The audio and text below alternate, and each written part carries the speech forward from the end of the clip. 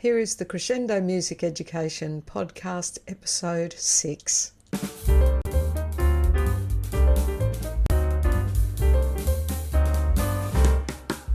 And a very warm welcome to this episode of the Crescendo Music Education Podcast, where I get to have a chat with Katie Wardrobe.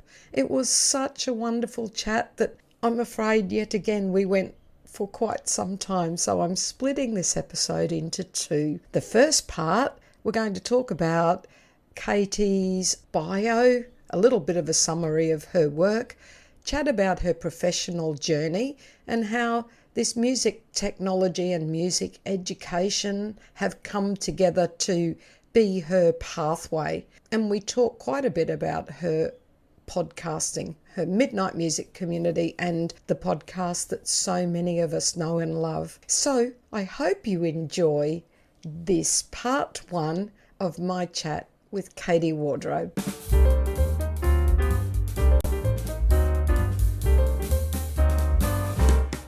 Hello and welcome, Katie Wardrobe. Yay! Oh, it is so good to see you. Even though we're both in Australia, we're like other sides of the country, you know? A long way away.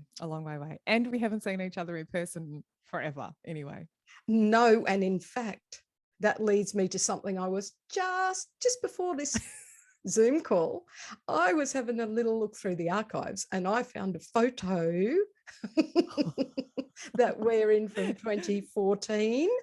So I'll get you to just have a little approve of it. It was at the Kodai National Conference in Sydney. Oh, yeah, it'll be fine. Yes. So we might awesome. Put that one in the show notes as we're there at, yes, that was a great conference. I still remember the Japanese meal down around the corner. Oh, yes, I remember that too. That was great. It was the best bento box ever. Yeah, anyway, funny how those little things stick. All right. Yeah, now, absolutely. I really think that just about everybody listening to this knows you. But just in case they've never heard of Katie Wardrobe, I'm going to read your brief bio, okay? All right. Katie Wardrobe is a music technology speaker, trainer, consultant, blogger, and podcaster who is passionate about helping music teachers through her business, Midnight Music, which, by the way, midnightmusic.com.au. She runs hands-on workshops and presents regularly at conferences in Australia and overseas as a keynote speaker or clinician. Katie offers online training and support to hundreds of music teachers all over the world through her music technology professional development online community, the Midnight Music community, and also through her series of free monthly webinars, which have been attended by more than 20,000 teachers in 2020 alone. Oh my goodness, they're big numbers. I know, right? Katie is also the author of the keyboard and technology program for middle school students titled Studio Sessions, published by Music. Do you say Music EDU? What do you say? Music EDU. Yeah. Music EDU. No, just Music EDU. Okay. Katie is also the host of the Music Tech Teacher podcast, which has more than 125 episodes. And I'm sure, Nellie, all of us tune in regularly to the Music Tech Teacher podcast. So welcome, Katie Wardrobe. Yay! Thank you. So good to be here. Yes, I probably should have updated that. We're up to episode 135. I'm about to record 136 and 137 today, just to knock them off. So that should be good too. Yeah, so it's been called great. Batching, isn't it? Let's just do all the recording. It's called batching. We love batching. Yeah, got to try and batch. It's such hard work. It's such hard work even doing it then anyway, but I do try to do that as much as possible. It makes a difference. You'll just go insane. Yeah, it really does, because you get in the flow of writing and then you get in the flow of recording and then you get in the flow of editing and you just do them all at once if you can. I knew she'd set me high. Yes, the flow, you know, I'm so much. In fact, episode 2 of this podcast is actually about batching in the context of planning for music educators. So there we go. Absolutely. Yeah. Yeah, and I feel like I've done an episode about that too in a podcast some time ago, podcast episode about being more productive, and that's one of the ways you can really be more productive, because you get in the flow of, I get in the flow of writing, for instance, and it's just easier to knock out a few and then get that done and then record until your Yes. voice gives way. I love it. I love it. So that was only your brief bio. Is there anything that you want to add to that you'd like everybody to hear? There's not really much. I mean, that it still stands. Everything is true and still what I do today and what I have done for years and years. And of course, the last couple of years have been a bit different. Not any in-person workshops or conferences. And I've just done two, I think. I think I did one in December, like 2021, December. And that was my first one in more than 2 years. And it was so weird and good at the same time. And I'm not kidding. I think everyone was on a high. All the music teachers I was with were just on a high because we were in person for the first time at this PD day. It was just great. And then I've just done one recently in Adelaide. So that was also good. First plane trip in like 2 years as well. But yeah, that's about it. But everything's been online, and I'm super lucky because everything I was doing was online anyway. And I just continued it through all the lockdowns, 7,000 lockdowns that we had. Anyway, it was all good. So it worked well. And boy, oh boy, did a lot of people turn to you for help. Hence the more than 20,000 people in webinars. I just sort of added that up as a rough. I thought, I feel like there's been a lot of people attending webinars, and of course there's repeat business in that number as well. But I thought, wow, like if you add up the attendance for each one during that time, it was insane. I mean, it's dropped off again now because I think a number of music teachers particularly are kind of like, yeah, we are just done with technology for a while and I just need to go back to singing and playing, which I completely get. And, but at that time it was just such an urgent need. And it was, it was all the things that I wish teachers had been doing for years. And kind of secretly I was, in a way, a little bit happy because everyone was forced to do all these things that I thought, you really should take advantage of, making videos of yourself teaching, or, you could hop online with a composer who's across the world. And then suddenly everyone did learn what Zoom was and what making videos was like, or teaching asynchronously. And, so there was a lot of good things out of it too, even though I get that, you just need to get back to like in person and making music and stuff. So yeah, yes, but the good thing is that these skills that we have learnt in this time and that you've helped guide so many of us through, we're going to keep the best bits of that moving forward. I really hope so. Yeah, I really hope so. I have heard some teachers, particularly I deal with a lot of teachers in the States, and some are just like, yep, I'm done with that. Forget it all, back to normal in inverted commas. And I think it would be sad if they did not continue to use some of those skills that were learnt during that time, because I think there's so many benefits regardless of COVID and lockdowns and things. There's so many benefits to using some of those things to your advantage. And yeah, I think it's a great thing to do. So I do hope people will continue to use some of those things.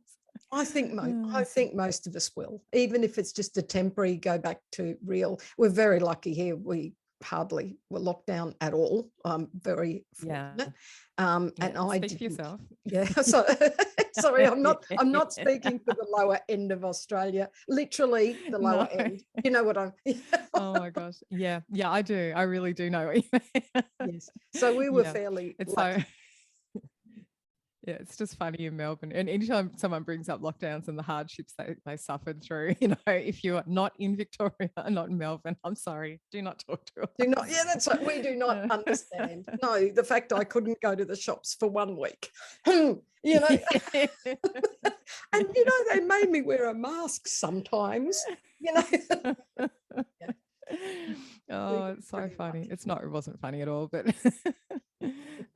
not at all. So your professional journey, because I also, I listen avidly to your podcasts and know a little, probably more about you than, you share a lot of your journey in little bits as we go through. So you had a lot of experience with technology in music and Sibelius and etc. And you've had this music education side, and you've ended up basically, this just from my perspective, you've ended up with this marriage of both. You've got your technology and your music education, and you've married them together in what you've sculpted as your profession. So you Yeah, have, and it would you truly is that say, you sculpting. reckon best of both worlds?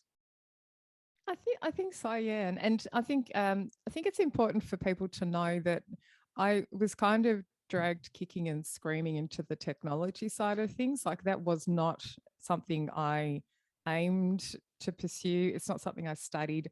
I did all of school and university with absolutely no technology whatsoever. And even though Finale software was around when I was at university, there were like 5 people using it in this mysterious computer lab upstairs at Melbourne University. And I was not one of them at all. And I handwrote all of my music assignments. And the most techie thing that I had was an electronic typewriter. So, that was my essays. You'd handwrite everything and literally cut, copy, and paste and highlight, and then type your good copy at 3 a.m., the day before the essay was due or whatever it was. I mean, that was my life. And I never used technology at all, really. And then it was after university, and I did get a job at Monash University just doing admin work. And I suddenly had to use this thing called Microsoft Word. I'm like, what on earth is this? And actually, it was even before Microsoft Word that it today. I used Word Perfect. And I don't know, some people, I'm totally showing my age, but some people will remember that. It's a black screen with like orange text on the screen. And you had to know shortcuts in order to do bold and italics because there were no buttons on the screen to click. Oh. So all of that, I wasn't techie at all. And then I just kind of got thrust into it. And the job at Sibelius, I was using notation software by then, and then got that job.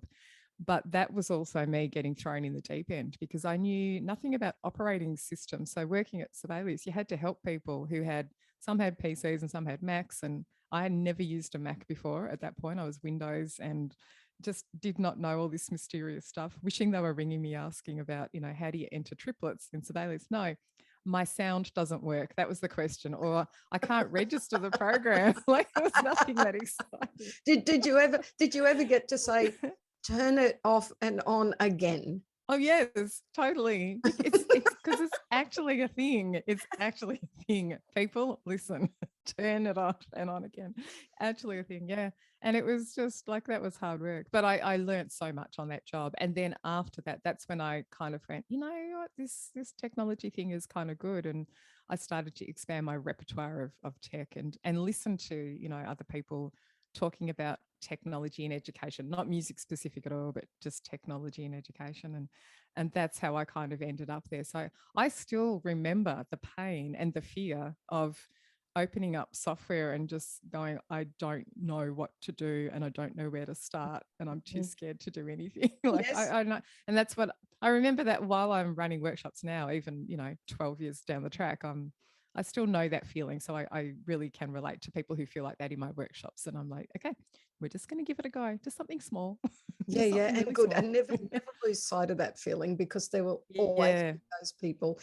it's I always know people like that. my own children have helped me with that, because I've like opened a new program or whatever, and I've gone, and Scott, his computer's just over there, and I'll go, Scott, you come and help me with this. And he goes, oh, look, just have a go. No, but what if I do something wrong? Go, just undo or just shut it down. I thought, okay, get brave. Like, I'm not going to Yeah, break this thing if I make a mistake. Just you're do really it. not. So, and I Just do think it. that's Yeah, something just have a that, go. yeah, the new generation is really good at that. Just do it. Yeah. And that is the only difference between that, like us and them, I call it us and them, is the lack of fear of having a go. They do not know more. They don't know more. They don't know how to use the tech in music education. They don't know how to, they don't know how to compose in technology because they don't know how to compose, So you're there to guide them with that side of things, but they're just less afraid. They'll just kind of, click buttons and let's just see what happens. It's fine, Yeah. and it will be fine. Yeah. And I think the braver you get, there you go. This is Debbie's tech tip. All right, Debbie's tech tip, just have a go. And if it's a mistake, it's probably not going to be life shattering, is it? just have a No, it's really not. go. Just to have a go, yeah. Yeah, So there you go, the save. steady Just step. save a lot. Yeah. Okay, now, can you give us a summary of what Midnight Music does? It was in the bio there. And of course, anything you share with me afterwards, you send me something. I'll put all the links in the show notes where you can connect with lots of people, because people will want to if they haven't already. But tell us about Midnight Music. So everything's really comes back to professional development for music teachers, focusing on the technology side of things, and really we have, I say we now because it's not just me in the business. There's a few people. You know, some of my people quite well as well, because we share some of those people. But we put out free content, so free things are like blog posts and YouTube videos, and I do these webinars which are kind of monthly. I'm dialing back a little bit, so sometimes monthly, sometimes every other month at the moment.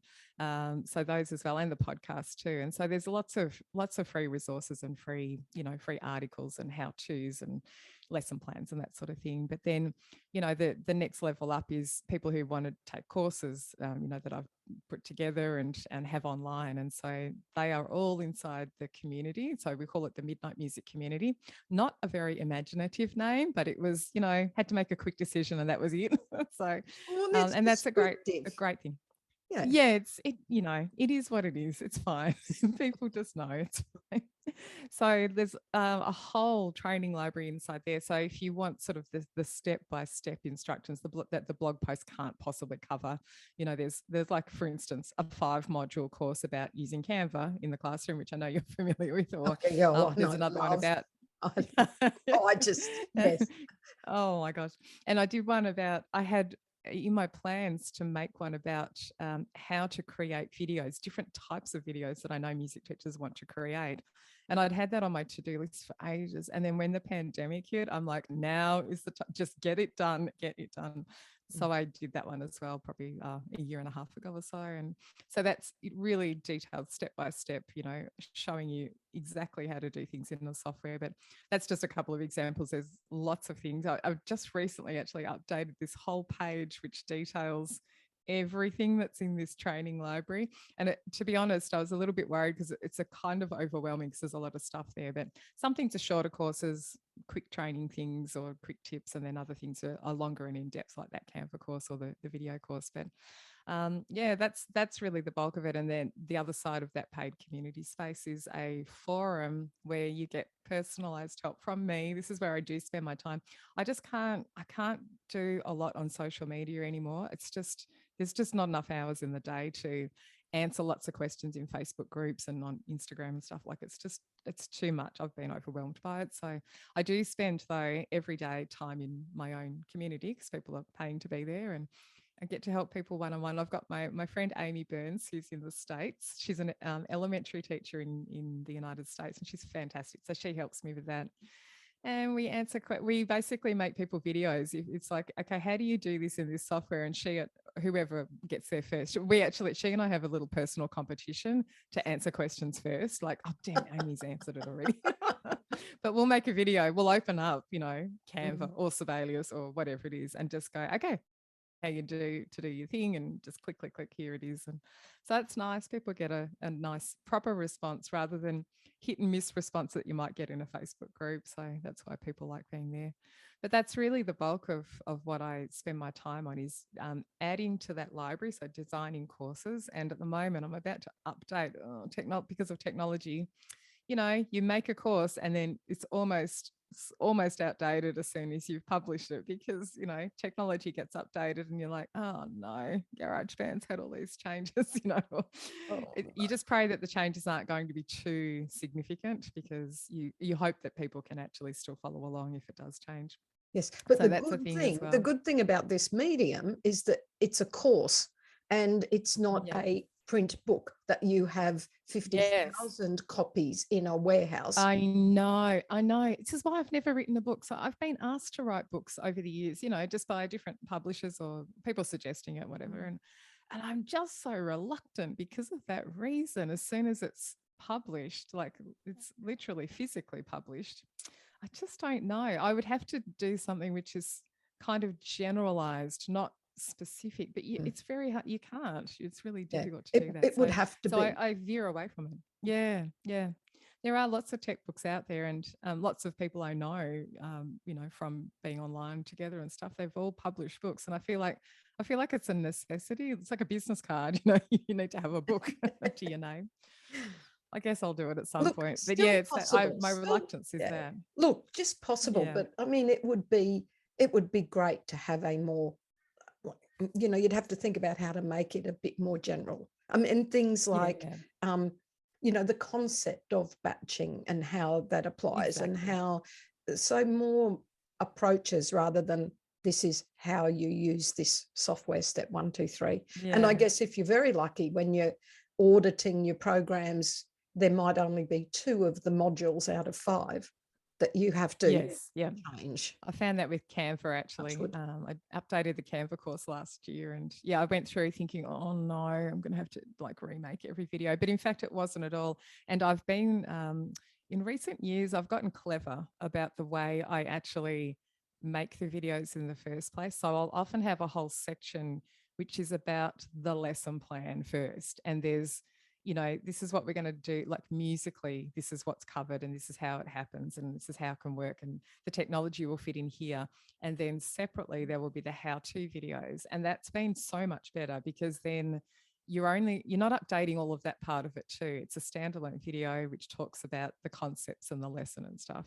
And then separately, the software. And that way you can actually apply it to multiple software programs. And one of the things I would suggest to teachers is, when you're going to be brave about using technology, is to remember that once you've learnt one notation software program, they all kind of work the same way. They're not identical, but you're looking for the same things in menus or the same techniques, or you go, hey, I know Sibelius can do that thing.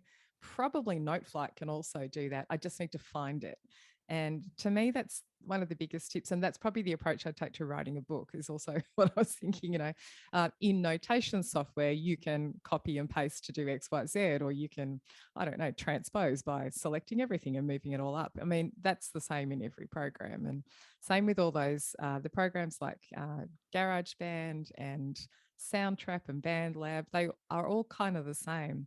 So I have a GarageBand course, for instance, but I deliberately made all of the introductory videos, the music related stuff, the lesson plan ideas are all separate, so that then I could have GarageBand specific instructions, and then also Soundtrap specific instructions, and then BandLab, because it's the same in all the programs. There's just slight differences, and the screen looks a bit different. So to me, it's the same course for all 3 of those programs. It's just the actual how-to changes. And yeah, so that's worked a lot better. You've got to get smart with technology when you're planning stuff. Hard work. Oh my gosh. I Who would love choose to do this? Yes, Yeah. so much work. Oh, well, can I just say, speaking on behalf of every music educator on this planet, thank you for doing all that work. Wow. Anytime. Now, So that is, yeah, so that's the bulk of how I spend my time. And the other thing is these live workshops and conferences, which just haven't happened for a couple of years, but hopefully getting back to those, which would be great. Because I need those for myself. It's the connections with other people, and, the in-person stuff that's unplanned when you go to those events. Everyone's experienced that, I'm sure. And it's so necessary, really, to just have those connections with people. So hopefully this year or next year, start it up again. Oh, I hope so. And yes, we're looking forward to that very much. So you've ended up being basically an entrepreneur. Yes. Who would have guessed, right? I kind of, you weren't at uni and high school going, I just want to run my own business, I imagine. No way. Who would want to do that? No, I never thought that at all. It's and in quite fact, nice. now I've got my 2 teenage boys, and actually I've encouraged them, and they are both doing business management at school as a subject. So they're both doing it like 1 year ahead. They're sort of doing advanced placement stuff for it. So, because I know that no matter what job you end up in, there's a high potential that some part of your working life will involve you doing something, like entrepreneurial in a way, like even on a small scale, really.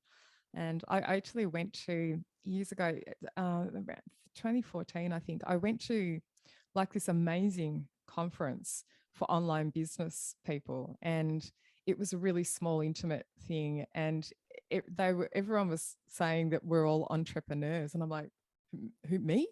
I'm not. Do I? And I thought, okay, well, I guess I am. And at the time, that was sort of five years of being into my business, and I'm like, okay, I guess that's what I am, accidentally. Yeah. But yeah, it's hard. Yeah, it's weird. It's weird, but good. Well, I've enjoyed it. well, what do you reckon, this being an entrepreneur? Okay, what's the trickiest bit, but what's the best bit? I want both The sides of the coin. trickiest, yeah, I know, and it is totally both sides of the coin. The best bit is, for me, is being able to choose how I spend my time every day. So this morning, I needed to get a blood test done, so I just went and got a blood test done at 8:30 a.m. Drove home. Then I thought, I really should eat breakfast now.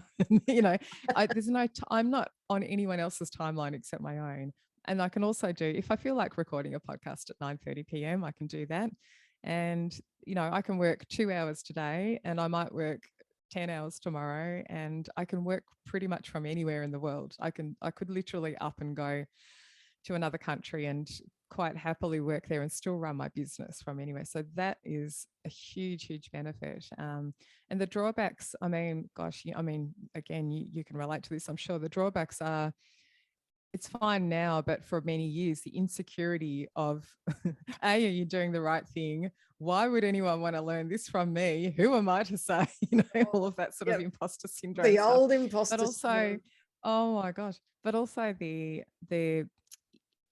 for a while in the early days, I was like, should I just get a job so that I have a paycheck coming in every 2 weeks or every month or whatever it is? It's that side of things. It's quite hard because you're literally doing everything yourself. And knowing, I didn't know I had to change my sole proprietor business to a company, and all of that side of things. Like, this is why I want my boys to do business management, because they're learning why would you do that? At what point do you do that in your business journey? And what's the benefits or what's the drawbacks? And you have to switch to a company and setting up websites and registering domain names and getting hosting sorted. It's just terrifying. I know now how to do all of that. It's a It's a whole whole thing. new set It's a whole of course. skills, Yeah. isn't it? It's a It's a career. whole education. Yep. Yeah. Whole career on top of the career of being an educator and getting on top of the technology type things. It's yes.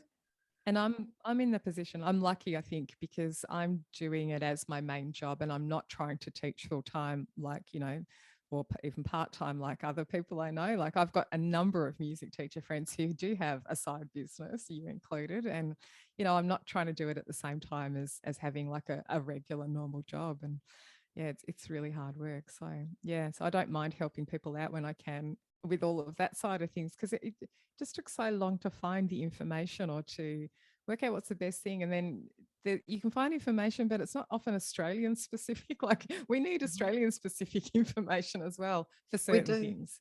Yeah. How does that work? Well, there you go. Can I charge in US dollars?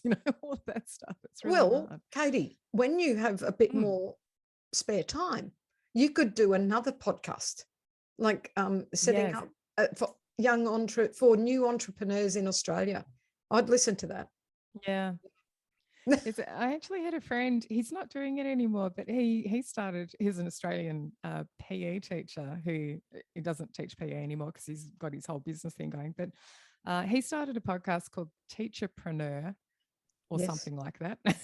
Yes. And yeah, so he had a series. He hasn't continued it as far as I know, but he had some podcasts based on teachers who wanted to have, a side hustle or grow something and then maybe move away from teaching eventually. But yeah, so that's the main struggles, I think. And the other struggle, which is a strange one for me, it sounds like really too many ideas. Oh, no, not nearly enough time to implement. Yep. Way too many ideas. People who say they don't have enough ideas for their blog or whatever, I'm like, how? I don't even know what that is. Well, what you want to do is say, look, do you want some of mine? Here. Yeah, I know. I know you're not into music education, but hey, I've got 7,000 ideas in a spreadsheet. So, and Oh look, gosh. that's one of the reasons why we all love you and your work, because it's never stale and you're never short of ideas. So I No, never appreciate short of that. ideas. I appreciate all that stuff that goes on in your head, believe me. Got to turn it off sometimes. That's the key. I know, but isn't that hard? Yeah, especially Yeah, I when it can't turn it decides off to at all. switch on at like 3 a.m. Yeah, or in the shower's the worst, don't you Oh, reckon? There's like yes. scientific proof that that's a thing, like you're in the, because you're doing something, but it's not like a thing that occupies a lot of your headspace. So then your brain's got room to think. It's not good Mhm. all the time. No, Then you no, get out of the I shower. couldn't. That is honestly, I can honestly say that's probably my time of most, if you need to call them light bulb moments, or when Yep. things solidify and clarify Yep. the Yes. mess If you have to that's make in a there. decision. Yes. It's in the Yes. shower. What is that? Yes. Totally. I don't know. It's totally in the shower. Yeah, I'm with you. Okay. Now, those of you who are just tuning in, we're actually speaking about ideas in the shower, just in case Yeah. you're misinterpreting. All right. All right. Now, I want to get back to your podcast, because I love listening to your podcast. Get excited when I see a new episode, even though I don't use all the tech tools. I still love your podcast. And I know that most people would certainly agree with me. But I want to know, what is it about podcasting that you love? Like, I know I'm new to this thing and I already just love it, but what do you love about podcasting as opposed to the other arms of your business? It's a couple of things. I like the format, as in, for me to make a YouTube video that's like 5 minutes long that shows people how to do something in a software program. 5 minute video takes hours and it's ridiculously long. Like, it's hours of time, and it seems so silly, but it does. Like, if you want to do it the way that I want to do it, like, fairly, hopefully high quality. But with audio, I find that it's just much easier to press record. And there's not a lot of editing of my podcast episodes. Like, I just kind of, if it's just solo episode, me talking, I can hit record and pretty much just do the whole thing. Occasionally I'll pause and maybe re-say something, re-speak it, whatever. But there's not a lot of editing. So it's kind of an easier process. The harder part is the longer part is the planning and I mostly have bullet points, but I do plan fairly carefully what I'm going to say. And then if I'm doing an interview with someone, that's even kind of easier in a way, because they are generating the content for you. You don't have to do as much planning. You need to do some to work out who they are. And so it's kind of a great thing. But and the reason I really wanted to do the podcast in the first place is because I learn so much from other podcasts. And I really started listening back in about, I think 2008 or so was when I first discovered, like, what is this podcasting thing? But I still find people today that I speak to, teachers, are still saying that same thing. Like, what is a podcast anyway? I think they're more in the general population. I don't know, that's not the right thing to say, but they're more widely known now. People know. Yeah, they're just like, they're more readily visible, and they're advertised on television and mentioned in TV shows that you watch now, and that sort of thing. So people kind of maybe what they are. But I just learnt so much over the years through listening to podcasts, and it's that I love that on the go. I can be cooking in the kitchen. I can do a Sunday cooking thing where I'm making like 2 or 3 meals in a row, washing up, cleaning the stove. And I've listened to like 4 podcasts, and I've found things that I didn't know about. I've learnt stuff, or it's an interesting story perhaps. And I really felt like I wanted music teachers to be able to take advantage of that too, and to have that experience of learning something on the go. So that's why I really like it. What about you? Tell me about you. Is that what you went into, started doing your own one, obviously, but I've been desperate to do this for years, and I know. I feel like I've mentioned it many yeah, times. I have. Oh, I should do that, she says. I should. I want to. Oh, look, because like you, I listen to podcasts and love them, and learn so much from them. And it fills that dead time. Like for me, it's driving time often. Yes. or if I'm walking by myself. But I just felt like it was what I was meant to do, because I know so many, and I knew I wanted to do some chat type episodes because I just know so many amazing people. Like, I just love talking to them and being with them, and I don't know, hoping some of their awesomeness rubs off on me or something, just and because I have this. You. You're so awesome. Oh, but I just, it's true. And I thought, this is what are my strengths? What are my strengths? Okay. And I've spent a lot of time thinking about my weaknesses, which is a problem. It's time to start thinking about my strengths. And I talk a lot. Yeah. So me too. And I like communicating, sometimes effectively, hopefully often. And I have these great connections with people. And when I started Crescendo in 2000, 22 years ago, and fairly quickly I came up with my mantra, values, whatever, which is connecting, supporting, and inspiring music educators. What better way to do it than through a podcast? Absolutely. I'm connecting, I'm supporting, I'm inspiring. Oh, hopefully. I mean, so, and I just thought, no, I've got to do this. And I was really quite scared of doing it. Time is a problem. But then I went, do you know what? No, listen to Katie Wardrobe. All you need is, I got my microphone and I got my little stand. So I made it easy so I can just come in here, switch on. Yeah. That's what I did too. We might have talked about that at some point. Yeah. So Debbie and I both have for those who are just listening, a boom arm attached to our desk, which holds the microphone. And it's great because you can swing that arm out of the way when you're not using it and swing it back in. So you don't have to find a stand, get my microphone is plugged in permanently. And I'm plugged into an audio interface. I don't know if you are, or directly into your computer, one or the other. So it's just kind of there. And I have my headphones as well. I've got a little headphone stand even, so they don't get all in the way. And it's just great. So just having it there and ready, I think, is one of the keys. And I think that's true of tech all the time. So if it's really difficult to set up in your classroom with the kids, you'll never do it. You just need to have things that are kind of ready to go and easy to get to. Or if the kids have got devices, it's there and it's ready for them. But yeah, I really love it too. I really wanted to do every single week a podcast episode, and then just totally, it's hard. And you know what? I've come now to the point of I'm going to release one every week if I have one recorded. And if I don't, it might be 2 weeks or 3, or maybe a few months later, which is I had a little impromptu break, not planned at all last year. I just couldn't do it for a while.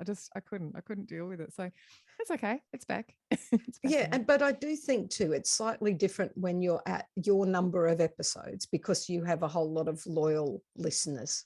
We're going to, when you pop back into whatever player we're using, then we're going to listen, so. Yep, that's true. I started to have people say to me, are you doing the podcast anymore?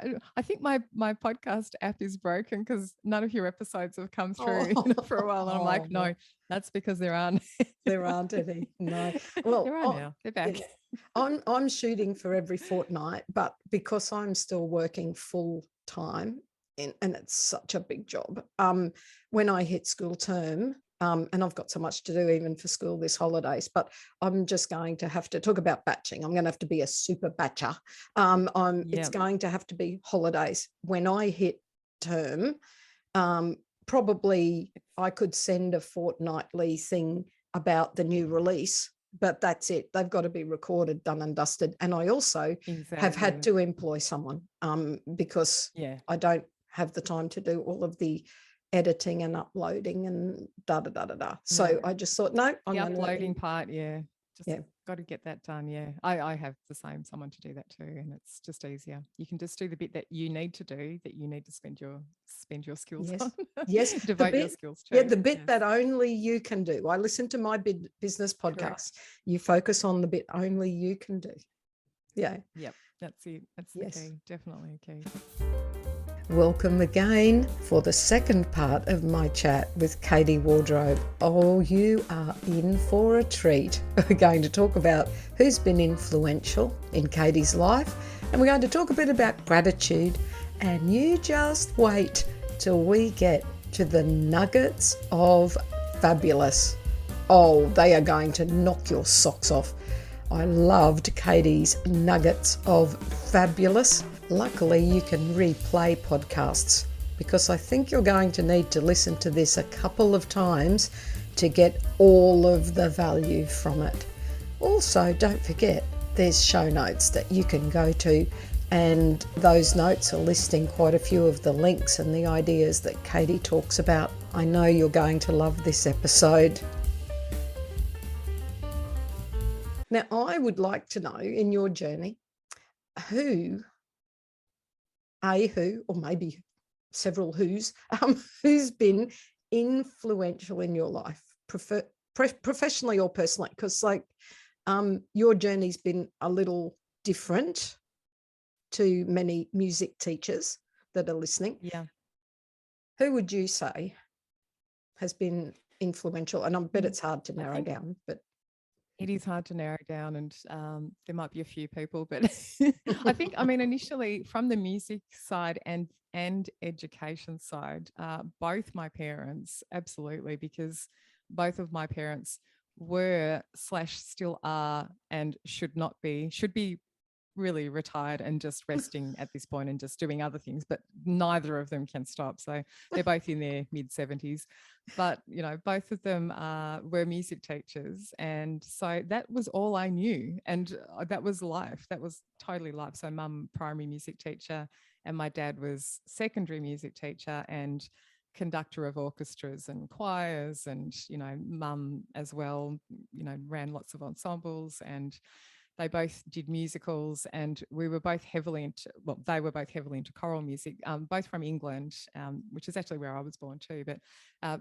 huge English choral tradition in our household growing up. So I spent a lot of time, me and my brother used to get dragged along to their choral ensemble rehearsals. Like, this is small chamber choir type thing, we get dragged along every week to some cold church where we would be told to bring like matchbox cars and Lego and stuff. And keep quiet in the corner. There were no devices to keep us happy at that time.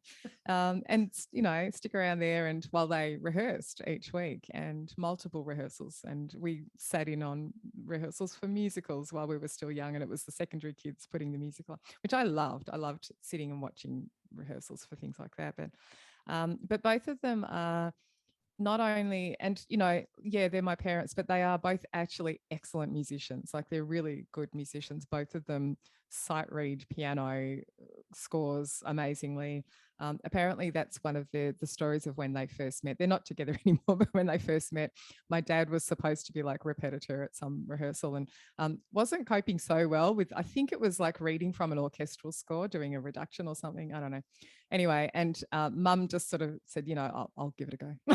So she ended up doing that rehearsal or something. But they're both excellent musicians. So I really was so influenced by them from that side of things. My ear training skills are very good because we were brought up listening and going to all these choral rehearsals, and wow. the singing and sight singing were just a natural part of life. And I was so shocked when I went to university, and I finished school, and I'm like, right, I'm going from small handful of people doing music as an elective at year 12, and then going to university first year. I think there were 75 people in first year at Melbourne Uni. And I was totally shocked that the ear training skills, I'm going to be honest, were not high at all. And I quickly found that they split the group into an advanced group, which thankfully I was in, because I was getting kind of really, it sounds terrible. I was getting bored by, the work we were doing in the big group together. And so we got into an advanced. So that was good. But I was really shocked that that wasn't a thing for people doing music as their degree. It wasn't a big highlight. So that was a huge influence on me. And just the way they both teach is quite similar. They're very gentle. it doesn't matter if you make a mistake. Like, let's just have a go. Let's just have a go. Like that's both of my parents' style, and it's coincidental, I'm sure, but they've always been like that. My dad's very giving like that in lessons, and my mum too. So they're really, from music education point of view, definitely biggest influences. But I guess other than that, like there's a few famous people. I'm not a massive, like, huge fan of famous people really, but there's a few people I look to, like, that person is classy. I would like to emulate that in some way possible. Like Kate Blanchett or Jennifer Garner, the American actress Jennifer Garner. Like, she is gorgeous. I don't know if you know her or can picture her, but she's gorgeous and she's just this beautiful personality. And she's really giving and down to earth. And on her Instagram, account, she goes live, and she's in her sweats and her glasses on, and looking unglamorous, and like, I just wanted to share this thing. She's got a golden retriever, so what's not to love? Because I do too. So I feel like she's my people. Yeah. But that's I think that's him. And then the other people that come to mind really are a couple of people I've had in my life. Like, one was a boss, and one is just someone I know from actually the online entrepreneurial world. Both of these people were just the types of leaders that I like to admire and look at, and people who are quite gentle and not over the top and outgoing and loud, but just gentle people who lead quietly and respectfully and give people time and will listen to them. Like, they're the leaders that I really kind of look up to. So one was a boss of mine I worked at Orchestra Victoria for a while, professional orchestra in Melbourne, and it just happened to be the CEO, general manager there. And another, just a couple of people like that. I think that's, again, I picture them in my head when I'm trying to think, how would I want this to work if I was being led by someone? So a few people there. Well, I guess, my parents really are the most most influential. That's beautiful. Lovely. Yeah, lots of fun. I have to say something funny about my parents and actually going to all those choir rehearsals and things. So when I was little, because you don't know a lot of words when you're small, hearing a lot of choir pieces, I didn't really pick up lyrics. So then later on in life, I joined those chamber choirs and was singing at the age of 16, 17, 18 and upwards, singing with people who were in the choirs back when I was little. And I knew the music inside out, and I just didn't know the lyrics. So then I'm reading the lyrics, but it was amazing how much I knew all the different parts because I had just crept in by osmosis. But do you know what, that's a real comment on where my head went when you were telling that story. It's a real comment on what's powerful for early childhood education. Like, the reason you could sight read, the reason, like, for you, music was a language because you were exposed to it. And those people who could not sight read, they were not exposed to it. I mean, by the sound of it, you were ultra exposed, but it's like having to speak a language when you've never heard it spoken. Absolutely. And that really young age. Yes. And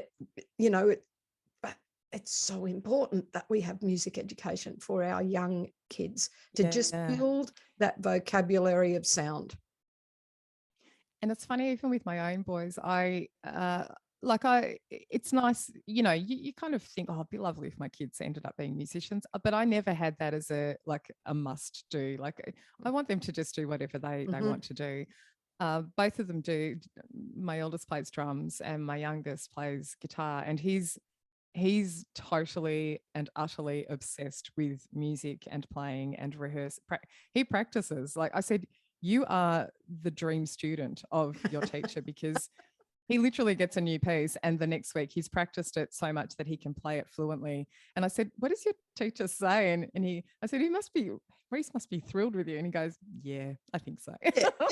Yeah. But he also, like, I really made sure to, at least if they weren't going to do lessons in all the things musically when they were little, I at least made sure that I sang to them all the time. So everything we did, we sang all the time, and they both sing in tune really well.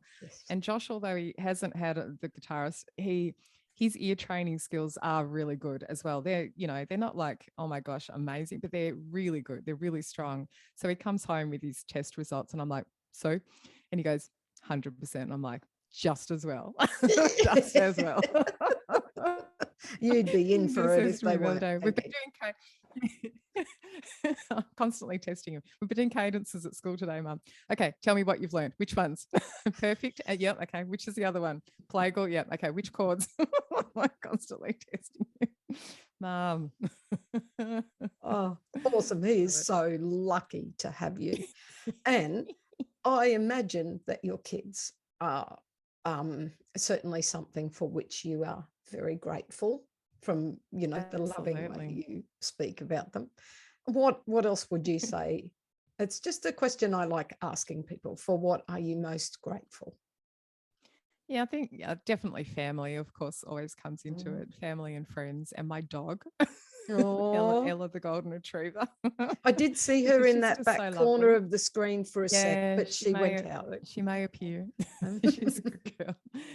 Yeah, and then I think like in my work life, I'm grateful for teachers that, you know, that thing you were saying before, are just brave and give things a go. Like I know that tech can be kind of scary at times, but you know, the pandemic forced people into it, which is not also that good as well, because then you're under stress and you're like, you're really freaking out about it. But Yeah. just to take on something small that's new and have a go Mm.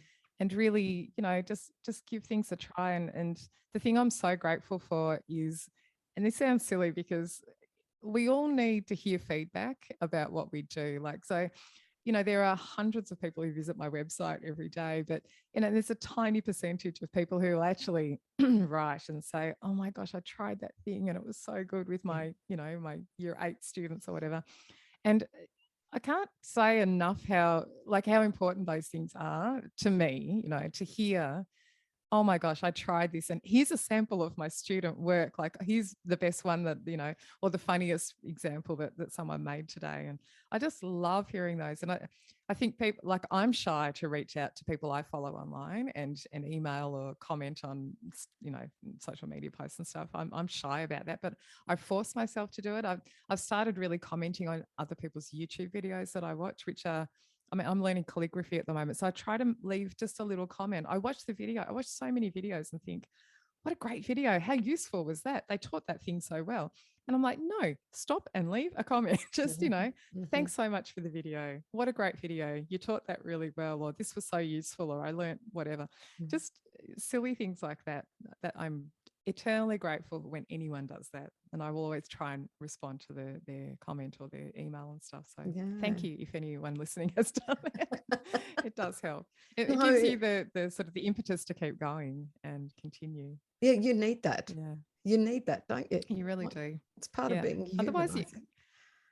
the weirdest thing about podcasting is that you are speaking into an abyss. You are talking to yourself when you record a solo show. You are literally talking to yourself. And you have no idea if anyone's listening. The only way you know is because you can see download stats from your host website. Yep. But they're like unnamed people from, it might tell you which countries they're from, and that's all. And you have no idea if people enjoyed it. Was it useful? The only thing you've got to go by was I had a lot of downloads for that topic. So maybe I'll do something along those lines again. But unless people actually on social media go, oh, thanks for that latest podcast episode, it was really useful, you just got no idea. No, well, there you go. Look, we'll put out a call to action. Yeah, like get on there and review the podcast, or just, review. you know, comment, tiny comment. Yes, it makes a difference. It does. It does. really does. Yeah. Love it. Yeah. Thank you. All right. Now, this is my favorite bit. Okay, this is we're up to my nuggets of fabulous, which really I love the name. Just that it was just one of those. Oh, what am I going to call it? You know, nugget. You know, that golden nugget type. No, not golden. Fabulous. It's so silly, but I'm stuck with it now. So, your all-time favorite resources, activities, songs, games, anything. You know, it could be, and other people have given me, you know, a specific canon or a book or a concept of how they approach Yes, planning. I have all of those things, which secret that I'm going to reveal that I knew about this question ahead of time. Surprise, surprise.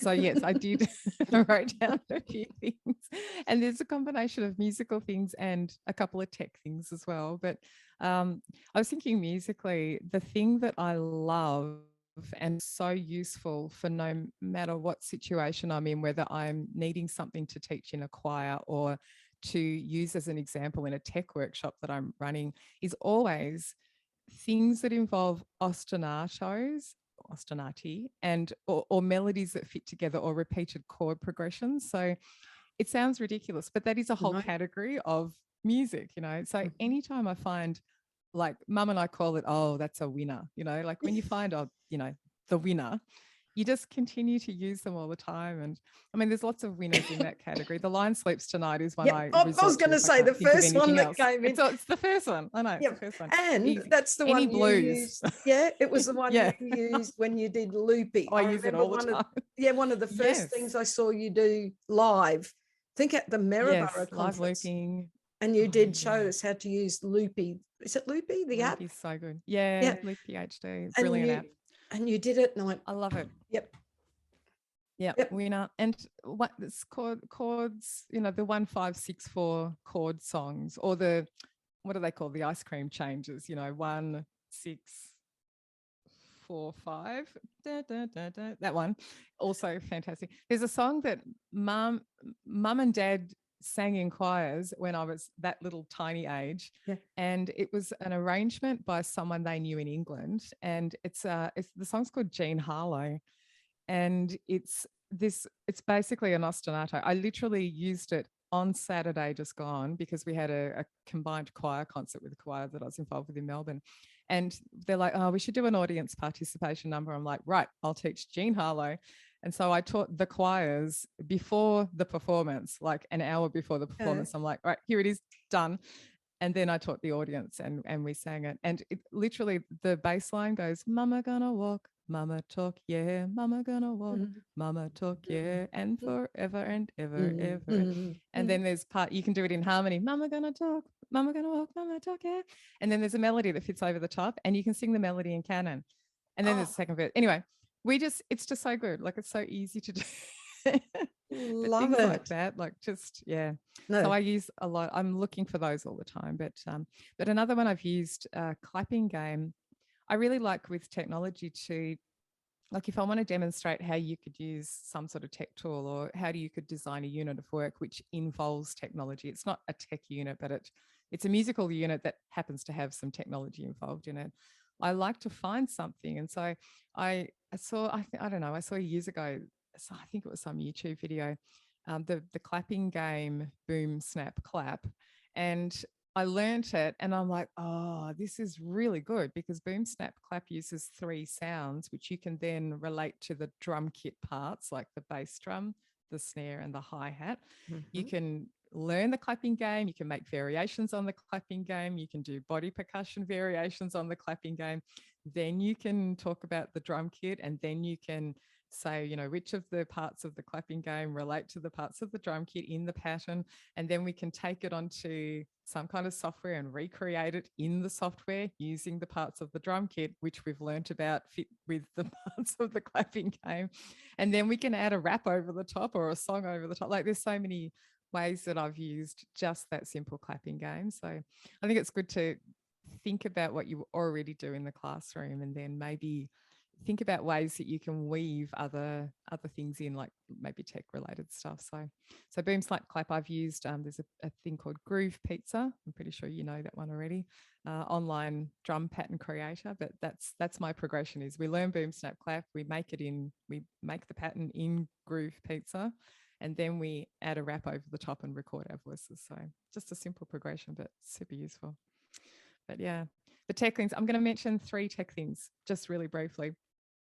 I won't mention all the normal stuff like Chrome Music Lab and Incredibox, because everyone knows those already. Everyone knows. All done.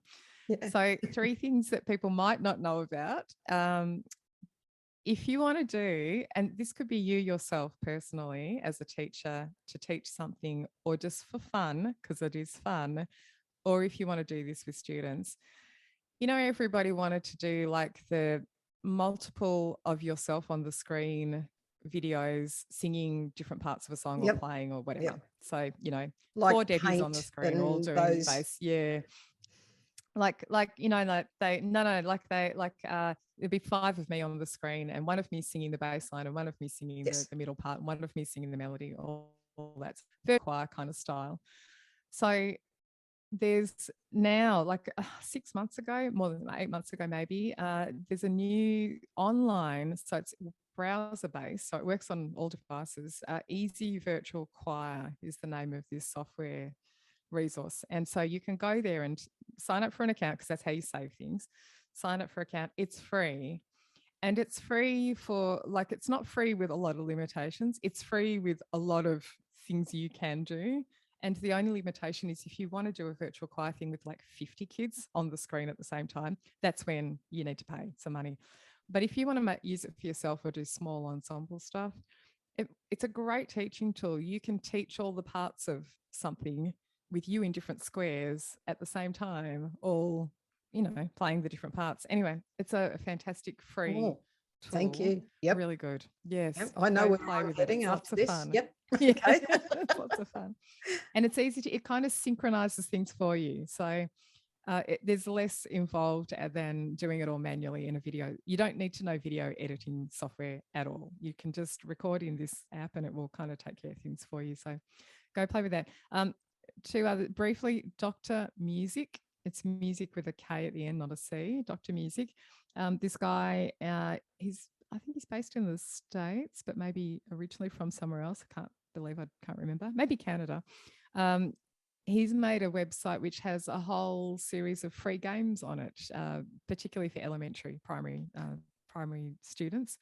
Fabulous site, lots of really cool things. There's like kind of like a Star Wars style note naming thing, which is robots. You build robots by getting notes identified correctly. And there's lots of other games on there. So go and check that out. Oh, Lots of fun.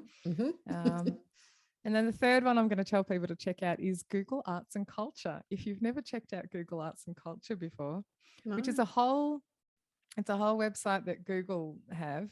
It's like curated collections of images and videos and all sorts of things, audio stuff, all curated. It's kind of like an online gallery.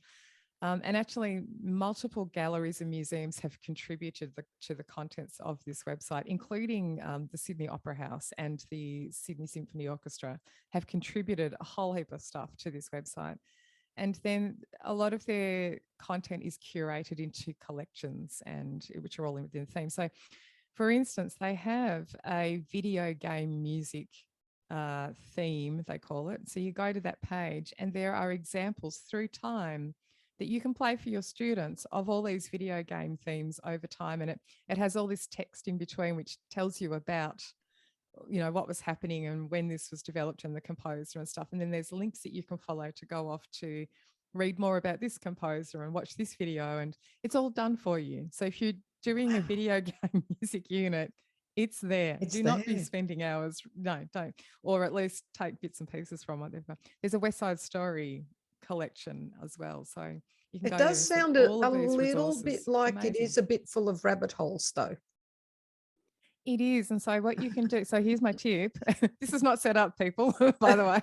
Here's my tip, is that you need to make sure you're logged into your Google account when you're on that website, and you click the favorite button. So when you see something, click the favorite button, and there's a little love heart on something.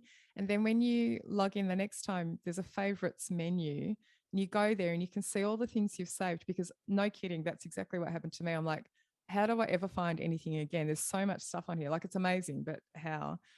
And oh, wait, it looks like a favorites button. So I just made sure to favorite. Now I can find things easily. It's just all there. Oh, good There's little tip. experiments that you can play with, like the Chrome Music Lab collection of experiments. Starts off in a sort of a sandbox type environment, and some of the experiments are on this website. So some of the things that are not in Chrome Music Lab, for instance. So there's a whole Kandinsky unit of work if you want to talk about art and music and synesthesia and color and shapes and whatever. There's a whole heap of sort of information and resources around that. And then you can go to the Crow Music Lab and use the Kandinsky creation tool in there. So go check it out. Oh, wow. Okay. Okay. That's so much. That's so much. Okay. It's too much, wasn't it?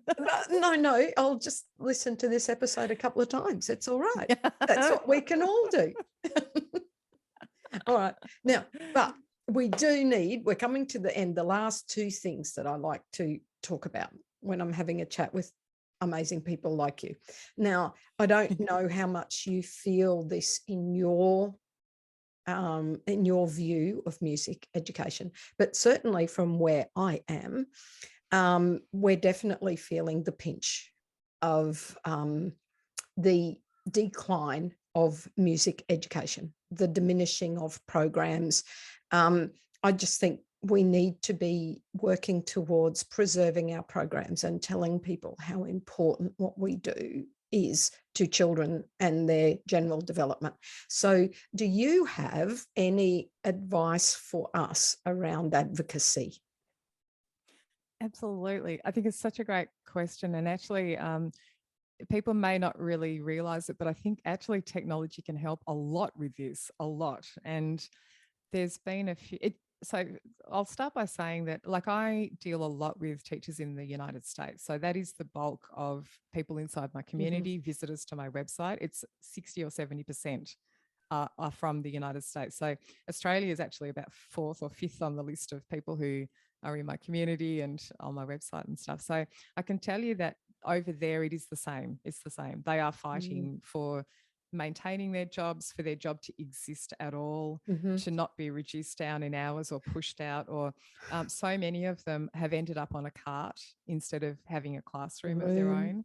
And some of them just have to deal with that because that's just the way things are, particularly during COVID. Unfortunately, because they had to spread people out, the music teachers lost their room, ended up on a cart. And now a lot of them are like, are we ever getting that back again? Who knows? So it's everywhere. And it's funny because I've actually done, I've had a teacher on my podcast, Shauna Longo is her name, and she's in New Jersey. And I don't think we intended to talk about it, but we ended up talking about advocacy because so much of what she does is advocacy for her program through the technology side of things. So she's the first teacher I've met who I think you have to be a little bit businesslike about this side of things. You need to take the emotion away and just make yourself really visible. You have to promote your program, as in make it visible to people all the time, because she knows that the more she puts her stuff out there, her and her students' works and what she does as a teacher and her performances and everything else, she knows that the more visible she is, the less likely she's going to be the one to be, pushed off the cliff when the push comes to shove. Yeah, because what are they going to do if they've got Shauna and all the parents love what she does. They're like, oh my gosh, see that? Did you see that video that, the fantastic things that Shauna's doing with her program? Shauna does press releases. She does actual proper press releases about Shauna. Things that happen in her thing. Yeah. And I'm kind of like, wow, I don't know any other music teacher that does that. And she goes, yeah, I think that she may be lucky enough to have, because in the States, it's all about districts. So, there are multiple schools that make up a district, and it might be that their district has, I can't remember, like a media person. But even if they don't, you can download a press release template from any, like there'll be hundreds of them, just Google. But she does a press release and she'll send that to the local paper, and then they come and do a little article. I mean, we've all done that with our local, I don't know if you call it the Leader newspaper up there as well. But, no, we have. You send your thing about your musical. Yeah, just the local rag. That's don't wait for like the epic musical that you only do every 2 years. Do it for all the things. Like, oh my gosh, the grade 6 is composed using, I don't know, whatever. Just do something. But press releases. So the way that I think technology can really help is you can use things like, you can make a video of your students performing. And if you can't do that because privacy, there are like 3 other things you can do to still have a video of your students performing. So one is that you can not show anything of the students, just have a slideshow and the audio of your students. If you're permitted to do that, that's one way you could get around it. Or you could have the students and they might be blurred out. So I know it varies from state to state and country to country, but some places you can just blur the students' faces out. You could video them from an angle which only shows hands. I've done videos or photos with hands on an iPad screen playing back or creating music or performing something. You video over the shoulder, the back of the head of the student, or just the hands. And so make videos, share them on social media, tiny snippet. Canva is fantastic for this. Get into Canva. They've got all the templates set up. So you've got the perfect size and shape for different platforms, and you can make videos on there. And my other friend, Amy, who helps me in the community, she actually does a lot of advocacy for her program too. And, you know, she's crafty. You've got to be a bit crafty about Yeah, this. you do, don't you? You've got to be You sneaky. do. You've got to in just a good do way. it. Just do it. Yeah. In a good way. So every single day, she uses Seesaw with her students. It's a learning management system for particularly for young students. The thing about Seesaw is that the students are all in there as part of her class setup. So this would be instead of using Google Classroom or Microsoft Teams. Seesaw is what she uses. And the benefit of Seesaw is that parents can be invited to the app and they can only see their own kids' work. So they can't see everyone's unless Amy is able to share a class project, and in which case all the parents can see it. So she shares stuff every single day. She's like, here's what grade 1 did today. We composed a melody using So and Me, and we recorded it in the Seesaw app, and we drew a picture to go with it, whatever it is, or we drew the notation. And she shares that to the parents, something like that, pretty much every day. And she goes, she's got parents who are in the queue at the post office, watching what she's doing in her music program. And she has such high visibility with the parents that you're insuring yourself against being, kicked out or reduced or whatever it is. It's not a foolproof thing, but I just think it can really help. One other thing I'll say with technology, posters on the wall or in the corridor, and use a QR code. In Australia, we all know what QR codes are now. We sure do. Use a QR code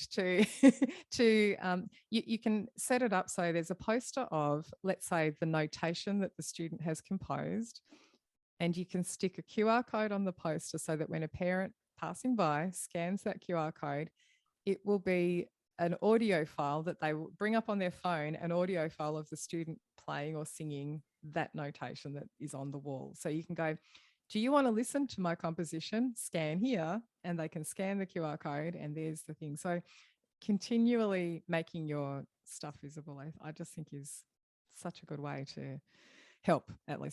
Fabulous ideas. Love it. Oh, I feel like this could be a podcast episode of mine coming up. I could do an advocacy run. No, absolutely. You'll get major downloads. Major downloads. Okay. Yeah, do that one. I wonder, have I done that already? I better check I haven't already done it. Look, there'll be more to add. Do episode version 2, the sequel. Yeah, there will be. There's always more.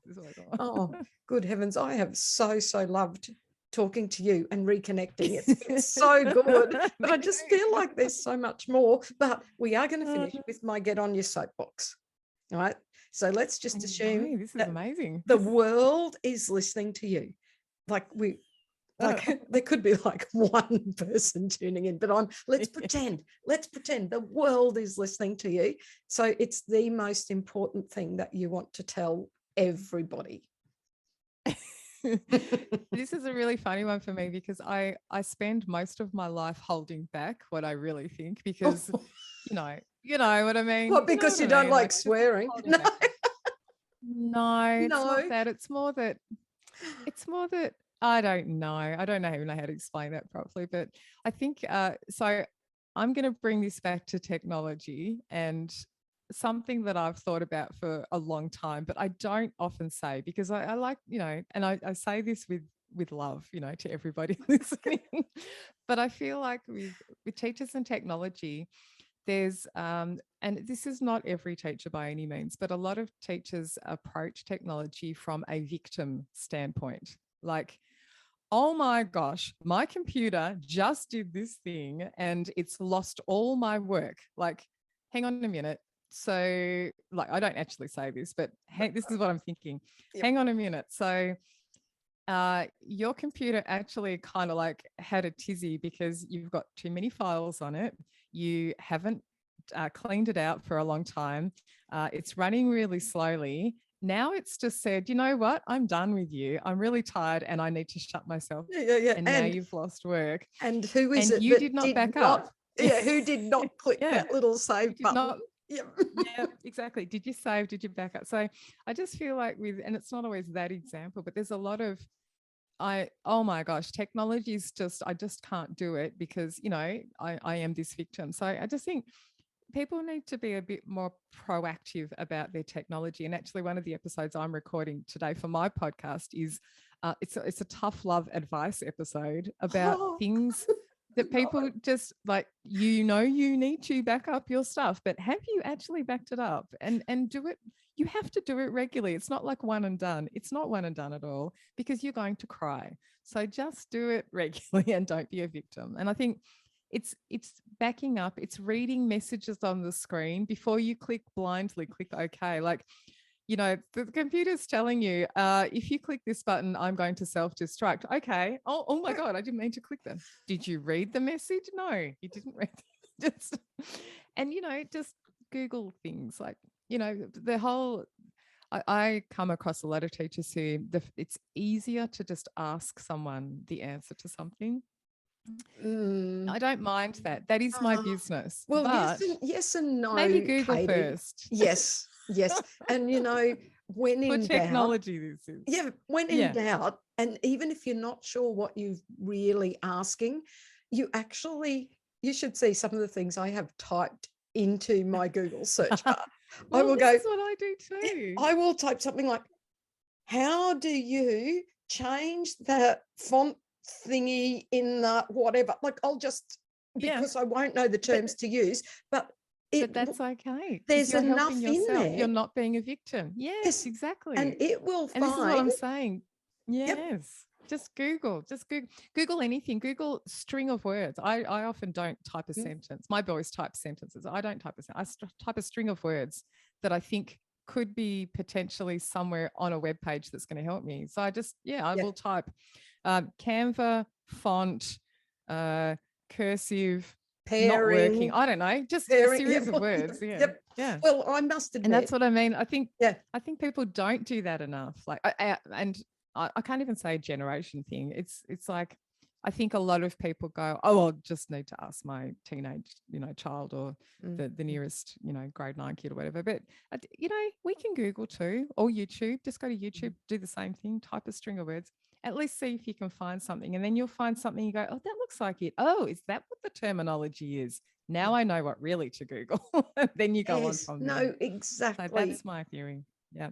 Oh, no, I love it. I tend to be a bit too polite. I sometimes do this, but I go, I'll type like a whole sentence. What do you think if the, but I'm going, no. Yeah. But no, I'm with you. I think it is, we really need to see technology more as what it is. It's a huge assistive tool. Yes. It's not there to hurt us. It's let's use it to our advantage. Like you were just saying with the advocacy. Like what a potential tool of power, Take advantage. Absolutely. Yeah. I hear it. I love your soapbox. Don't be a victim. Don't be a victim. Go back up your stuff, please. Oh my gosh, please back up your things. I guess what I'm going to do as soon as we press stop. Yeah. You're not alone, don't worry. It's on Google Drive, but I really need to put it on a hard drive too, don't I? Yeah. Listen to my podcast. I'll tell you why you need to do another proper backup in addition to the Google Drive thing. Yeah. Okay. I will. Hey, Katie Wardrobe, it's been absolutely awesome. And thank you so much for giving me your time. Thank you for having me. It's been lots of fun. And I hope we get to see each other in person soon. I hope so soon. Yeah. See ya. As we know, laughter relieves stress. Don't lose sight of the funny side of life. What would you call a man with no shins? Tony. Tony. Thank you so much for watching our Crescendo Music Education podcast. For more information about all things Crescendo, including membership and music education resources, visit us at crescendo.com.au. Don't forget to like and subscribe.